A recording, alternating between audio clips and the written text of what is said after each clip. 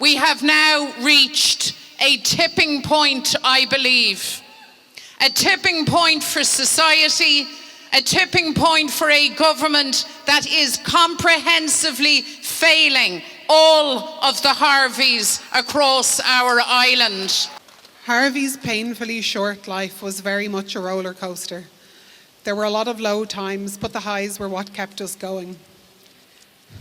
We often called Harvey our easy child, as despite how complex he was also just so laid back and took everything on the chin.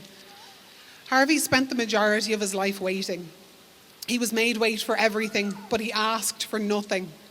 All Harvey wanted was his iPad, his hunky-dories, the odd lollipop, and timely access to healthcare. To us, that seems like so little to ask. We could provide him with most things.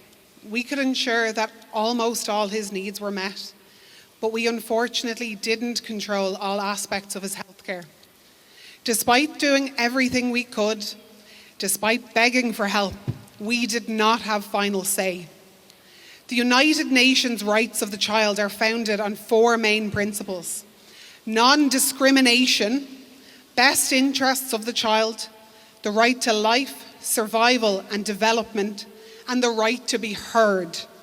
From our own experience, none of these are being met when it comes to children with spina bifida and scoliosis.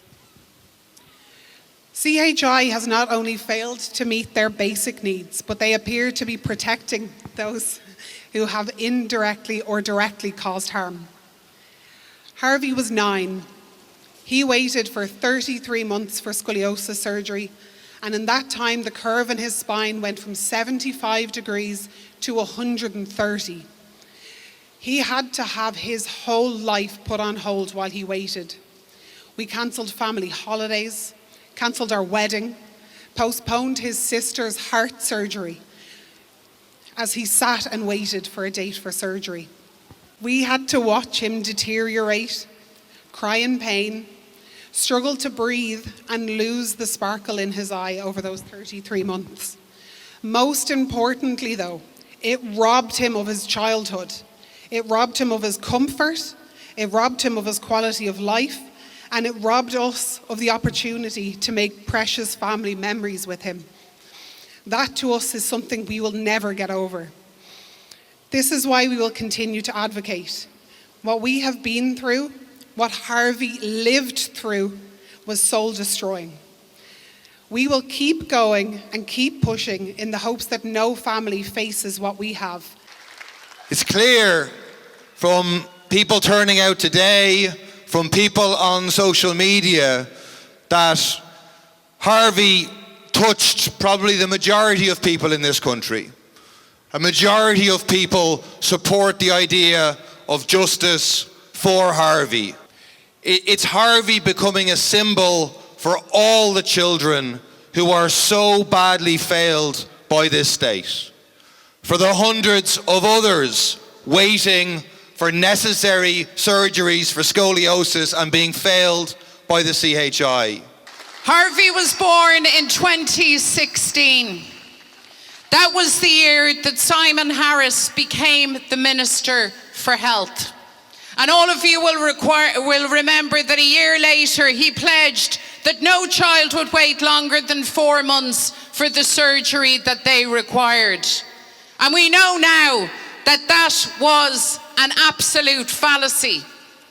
We know more so that no real effort was ever made to meet that target. And that's the thing that gets me. It's not just the failure, it's the deliberate, consistent failure of children that really hurts. No child is a statistic or a detail. No child can be allowed to be an inconvenience to the great and the good for those who have the power and the budgets and the opportunity to make this right. So our second message today, I believe, has to be a very clear, united demand for accountability, as others have said, for failures. But more than that, it has to be a demand now for solutions. a demand for respect, that everyone in governments past and present, every Minister for Health, including Simon Harris, will be challenged again to be accountable for their actions. And be assured also that across the opposition, we will move to hold Simon Harris accountable for his actions, for his inactions, and the government for their absolute callous disregard for Harvey.